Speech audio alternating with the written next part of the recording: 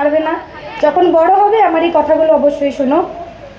আমি যখন প্রথম জানতে পেরেছিলাম যে তুমি আসতে চলেছো, তখন থেকেই কিন্তু মনে খুব আশা যে আমার একটা সোনা মা হবে, তাকে মনের মতো করে সাজাবো, একদম পুতুল পুতুল। আশা করছি তোমাকে পুতুলের মতো সাজাতে পারছি আর পুতুলের মতো রাখতে পারছি।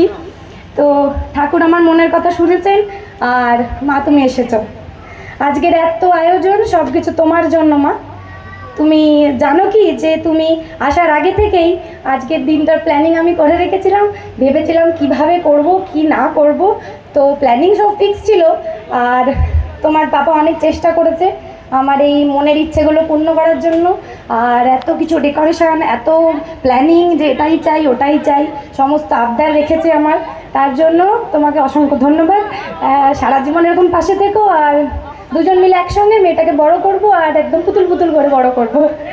আর সে সঙ্গ না দিলে হয়তো এত বড় কিছু হতো না। যাই হোক, তুমি বড় হও আর মানুষের মতো মানুষ হও, এটাই চাই। তুমি আমাদের কাছে অনেক স্পেশাল। সারা জীবন ভালো থেকো, হাসি খুশি থেকো, আর সারা জীবন এভাবেই আনন্দ থেকো সোনা। আর আপনাদের সবাইকে অসংখ্য অসংখ্য ধন্যবাদ আজকে আমাদের এখানে আসার জন্য। আর আমি খুব খুশি হয়েছি, আমরা সবাই খুব খুশি আপনারা সবাই এসেছেন। আশা করছি আপনারা সবাই খুব আনন্দ করেছেন, আর আমি চাই আপনারা আরও থাকুন বেশিক্ষণ আর আরও আনন্দ করুন। ধন্যবাদ।